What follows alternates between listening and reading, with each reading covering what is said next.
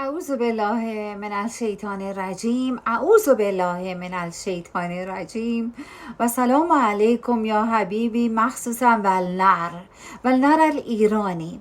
هذا مایا فی لبنان مدلی همون که راه رفتی غیر دادی فی الجمیل دعوتی جمیل علم القدقدایی فی الدعوتی سوار تیاره شدی فل تهران رسیدی.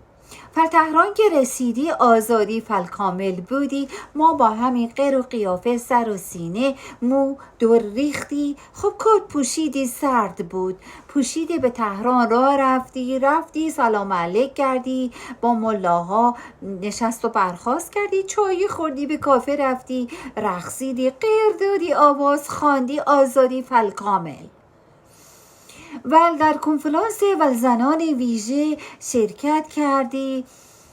گفتم که فی الجمیل دعوت کردی و من هم که فی نمایندگی فی لبنان فی الزن المسلمان ویژه شرکت کردی. فی مقامی حدود 220,000 یورویی به هر کدام از ما دادی. ول سرخپوست اونجا بودی، از چیله بودی، کره‌ای بودی، افریقایی بودی، همه ول زنان ویژه. خب 20,000 یورو خیلی پول زیادی می باشی. ول دماغی عمل کردی و کارهای دیگر انجام دادی و الان من اینجا آمدی فی الشهادت فلیو که بر فل شما بگویم فل که ول ایران آزادی ول کامل ول حجاب اجباری وجودی نداشتی.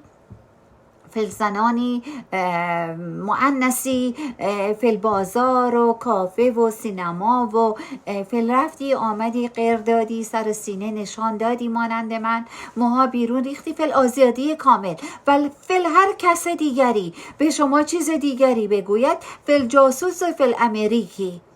آره فل دشمنی دروغ گفتی. فی ایران آزادی ملا آخون کشور امن و امانی همه آمدی به خوشی و خوبی زندگی کردی و هر که به شما جور دیگری گفت فی جاسوس فی دروغ گفتی. آره فی من همینجا هستم که به شما بگویم که فی ایران آزادی کامل. فی هر جور که دوست دارید این شکلی اصلا بیایید بروید فی مشکل نیست. و در آخر دوست دارم بگویم خدا آخوندها را برای من و امثال من حفظ بکند.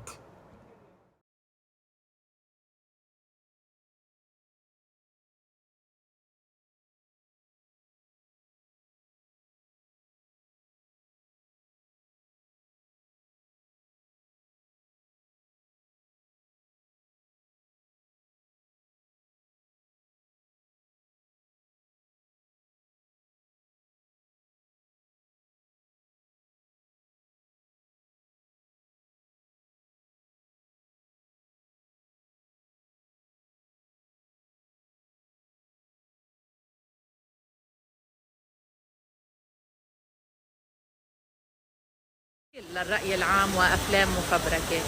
خداوند جمهوری اسلامی را از شر دشمنان و توطئه‌گران حفظ کنند. بلش احكي سياسي حتسألوني